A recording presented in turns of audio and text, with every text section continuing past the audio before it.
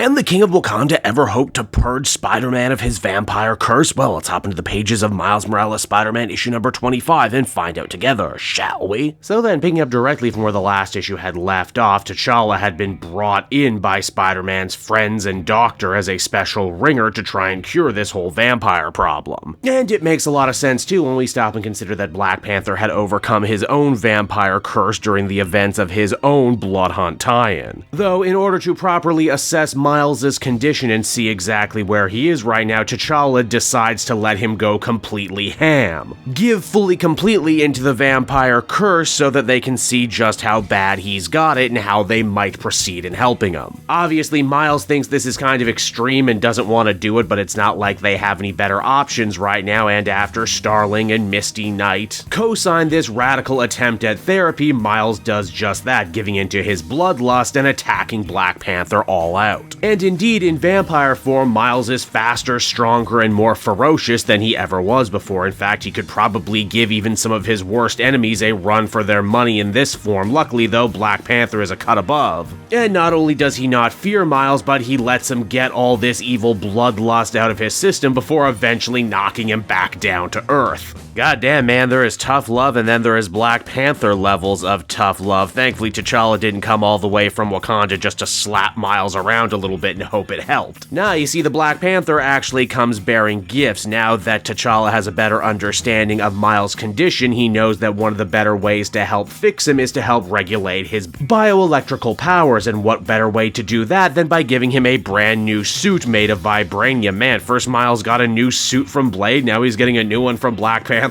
They're really stacking the deck with new unlockables for the video games, aren't they? Miles says that while wearing the suit, it's the first time he's actually felt like himself in a while. Don't worry though, it's not completely OP. As Black Panther explains, the Vibranium plates are actually a lot thinner than on his own suit, allowing Spider-Man to jump around in his classic acrobatic type of way. And Miles is probably going to need all the extra help he can get too, as if you'll recall at the end of the last issue, they never exactly dealt with their whole vulture problem. Adrian Toomes went and upgraded his own costume, and now he's ready to return to finish things with Miles once and for all. In his internal monologue though, we actually get a rather interesting piece of his family history that I didn't consider before. Obviously, we know that Tiana Starling is his granddaughter, and despite a lifetime of supercrime, Adrian Toomes actually does love her and wants to try and protect her in his own twisted way. Apparently this stems from the fact that Toomes' own son is actually her dad, the one who up and abandoned Tiana and her mother one day when things got rough, and well, Toomes has never really managed to get over the shame that he could have raised such a shitty son, but hey, you know what, shit rolls downhill as they say. Vulture is ultimately able to discover where Miles and company have set up shop thanks to a tracker inside Starling's suit that she didn't know about. Now I know what you're all thinking too, what exactly is the Vulture's plan in this situation? He could barely beat Spider-Man at the best of times, and now he's running up on not only Miles but like 5 other heroes? A fact of which they even bring up in the book proper. Well, wouldn't you know it, Black Panther says that the next phase in fixing Miles' vampire problem is by letting him deal with this crisis on his own. Naturally, Miles jumps at this opportunity. Him and Vulture have been on a collision course for a little while now, so it's about time they have it out, and as the comic comes to a close, we are treated to, yes, you guessed it, one hell of a JoJo's Bizarre Adventure reference, which I guess we can now officially throw on the ever-growing pile of Cody Ziglar anime references in general. And so that was Miles Morales Spider-Man issue number 25, everybody. Another fun, exciting, fast-paced offering courtesy of Cody Ziglar. I said it before, but it bears repeating, I wasn't exactly sure about keeping Miles a vampire after the events of Blood Hunt, but goddammit if this book isn't really making a meal out of the subject matter. It's also kind of funny too, between Misty and now Black Panther, it seems like Miles is getting all this great mentoring and special one-on-one time from everybody, well, except for Spider-Man. Which, you know, is fine. I like the idea of Miles having mentors outside of Peter. He has his own life and his own journey as Spider-Man. And he takes influence from an entire tapestry of heroes, much like how Peter was influenced by the likes of the Fantastic Four and the heroes of his day. Also, while his motivation still might be a little bit one-dimensional, this is probably the most I've actually enjoyed Adrian Toomes' Vulture for a while. Hell, this issue especially deepens his character by basically saying he's not even mad at Spider-Man at the end of the day, he's more mad at himself. But of course, being a villain, he would never admit that kind of thing, not when Spider-Man is right there to be an avatar for all of his anger and failure. Also, if you've been reading Cody Ziglar's other book, Deadpool, then you will certainly not want to miss the backup because we actually get to see Miles as Spider-Man meet Ellie as Deadpool. It's fun stuff and actually builds on the pre-existing relationship that Miles as Spider-Man has with Ellie's uncle Taskmaster. It's great stuff. Overall, I think I'd feel comfortable giving this one another very positive 8 out of 10. Can't wait to see where the next issue goes, especially as they seek to be implying that Miles will only be able to cure his vampire affliction if he's willing to take a trip to Wakanda, which you know will be cool, right?